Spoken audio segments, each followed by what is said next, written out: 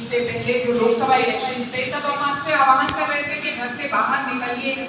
Voter को तब तक जो बंदे बनाने का कार्यक्रम था वो खत्म हो चुका था और घरों से बाहर निकलिए और बूथ तक पहुंचिए। उसमें आप में से काफी लोगों ने, बहुत सारे मुझे चेहरे दिख रहे हैं जो पूरे इस अभियान में हमारे साथ में जुड़ कर जगह जगह, गली गली, नुक्कड़ नुक्कड़ लोगों को खुद भी वोटर उठे और खुद वोट डालने जा रहे थे। और एक युवा शक्ति से जो अपेक्षा है समाज में, एक पढ़े लिखे सशक्त समाज को जो दिशा दे सकते हैं वो युवा शक्ति दे सकती है। तो युवा शक्ति से जो अपेक्षा है उस कार्य को आप लोग कर रहे थे और लोगों को बूथ तक लाने का कार्य करने का भी आप लोगों ने जिम्मा उठाया था।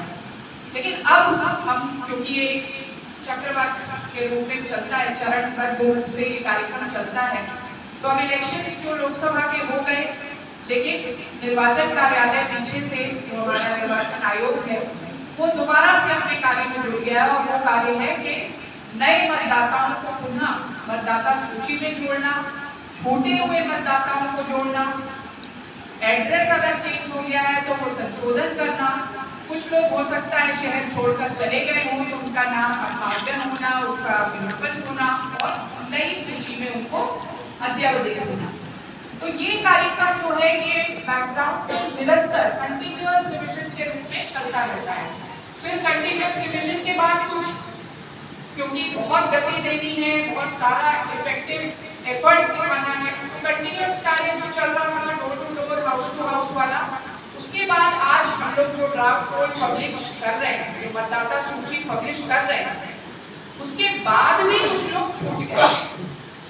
हो सकता है उसमें भी ये लोग पहुंच ना पाया हो हाउस टू हाउस में। अभी काफी लोग होंगे ना, कितने लोग नहीं है मतदाता, हाथ उठाएंगे?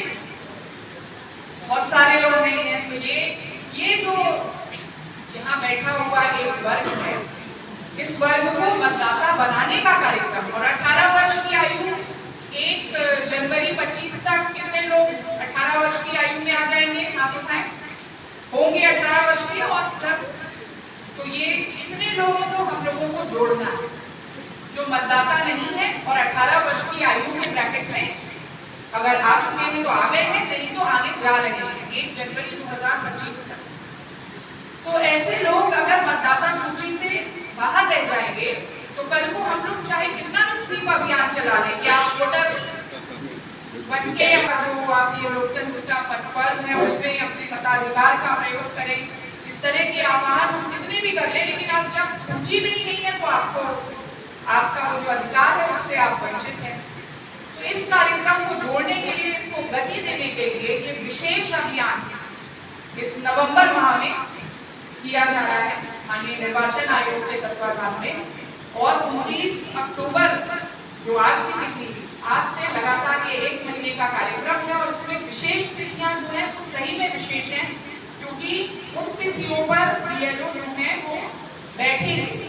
वो उन तिथियों पर जो अभी तक कार्य को हाउस टू हाउस कर रहे थे, अलग अलग जगह कर रहे थे, अब वो इन तिथियों पर जो 27 और 26 हमारे बूथ हैं, अपने अपने बूथ पर उनको 10 बजे से 4 बजे तक वहाँ बैठना है।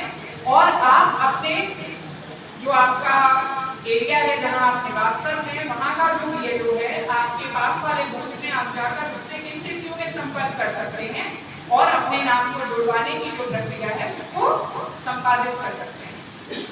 इसके अलावा क्योंकि अब आजकल डिजिटल प्लेटफॉर्म्स का भी माध्यम है, टेक्नोलॉजी का, हर कोई केवल और केवल इंस्टाग्राम में रील्स बनाने के लिए उपयोग नहीं कर रहा है।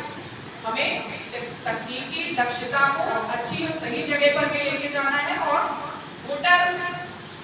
वोटिंग ऐप्स जो बनी हुई है, हम एक मतदाता पंजीकरण के लिए जो ऐप बनी हुई है उस ऐप के माध्यम से ऑनलाइन भी अपने आप को आवेदित कर सकते हैं और मतदाता के रूप में अपने आप को रजिस्टर कर सकते हैं।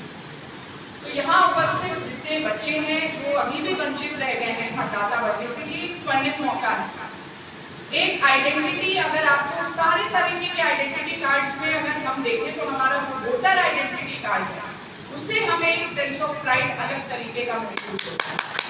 हमारे पास आधार कार्ड भी हो गया तो आइडेंटिटी के तो बहुत सारे कार्ड्स हो गए हैं, लेकिन एक वोटर आई कार्ड जब मिलता है उसकी जो खुशी होती है कि मैं एक मतदाता के रूप में सशक्त होने का अनुभव एक नागरिक के जो अधिकारों से लैस अनुभव, आधार आपके पास है तो आपको कोई अधिकार नहीं महसूस होगा, लेकिन आपके पास में जब वोटर आईडी है तो आपको अधिकार का विपत्ति भी महसूस होगा, आपको कर्तव्य का भी बोध होगा और आपको अपने राष्ट्र के प्रति जो जिम्मेदारी है उसका बोध भी वो आई कार्ड आपको दिलाता रहेगा। तो मुझे लगता है कि ये एक स्वर्णिम अवसर है।